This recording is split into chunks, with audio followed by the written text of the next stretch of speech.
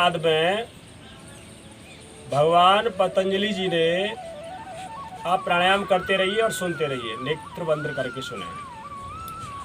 भगवान पतंजलि जी ने योग दर्शन को 4 भागों में विभाजित किया है।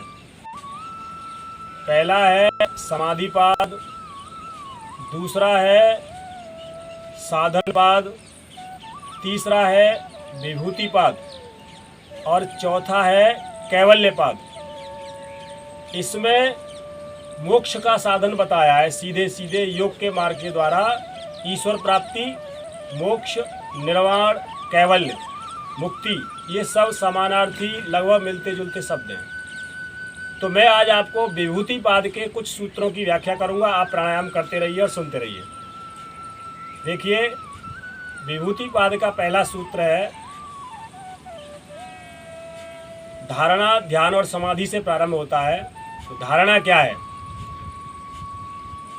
देश वंद चित्तस्य धारणा, अर्थात हम अपने चित्त को उसके निज स्थान हृदय में बांध लें, रोक लें, तो वो धारणा बन जाती है। मैंने बहुत सारे संतों के उपदेशों को सुना है, लिखा हुआ भी उनका मैंने पढ़ा है।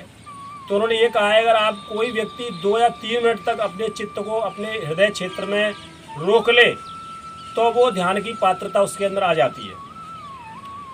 अच्छा, दूसरा सूत्र क्या है? दूसरा सूत्र कहता है, ध्यान के लिए है, भगवान पतंजलि जी ने दिया है, तत्र प्रत्यक एक तानता ध्यानम। इसको जरा ध्यान से समझ लो। हम लोग बहुत ज़्यादा ध्यान की बात करते हैं, लेकिन ध्यान समझ में नहीं आता कैसे लगाएं, क्या है इसका अर्थ, क्या है। तो समझो, तत्र प्रत्यक एक तानता ध्यानम। तत्र माने वहाँ पर, प्रत्यक, प्रत्यक कहते हैं ज्ञान की वृत्ति को। वहाँ पर ज्ञान की जो प्रकाशमयी वृत्ति है उसमें कंटिन्यूटी बना के रखो। एक तानता मीन्स कंटिन्यूटी। जैसे एक पात्र से दूसरे पात्र में तेल डालते समय धार बन जाती है, वैसे ही हमारे ये जो आज्ञा चक्र है, यहाँ से लेकर के हृदय तक, अनाहत चक्र तक एक कंटिन्यूटी बन जाती है प्रकाश की, ज्योति की। उसमें आप अनवरत लगे रहें तो जो आपका चित्त है, चित्त क्या है उस समय? उस समय चित्त है ध्याता और ध्येय क्या है? आत्मा।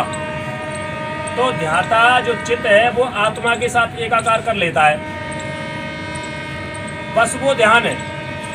इसके बाद क्या होता है? इसके बाद समाधि की अवस्था प्रारंभ हो जाती है। जब लगातार आप ध्यान करते हैं बहुत समय तक तो समाधि घटित हो जाती है।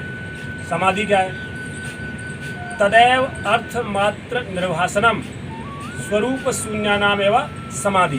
तदैव माने इसके बाद, इसके बाद अर्थ मात्र, हमें अपने चित्त का आभास नहीं रहता। चित्त बिल्कुल शून्य अवस्था में पहुंच जाता है, केवल आत्मा ही वह प्रकाश के रूप में उपस्थित रहती है। तो वो जो शून्य की अवस्था आती है वो समाधि है। उस समय व्यक्ति स्थूल और सूक्ष्म जगत से अलग हो जाता है, केवल कारण जगत में ही उसका लय हो जाता है। ये समाधि है।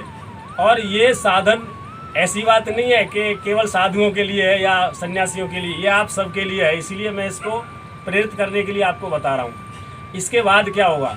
तज्जायते प्रज्ञालोक।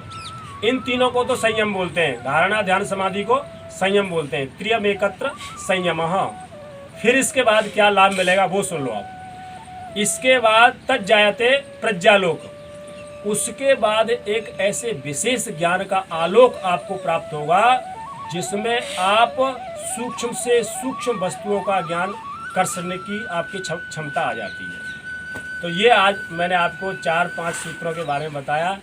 आपने सुना, बहुत बहुत धन्यवाद।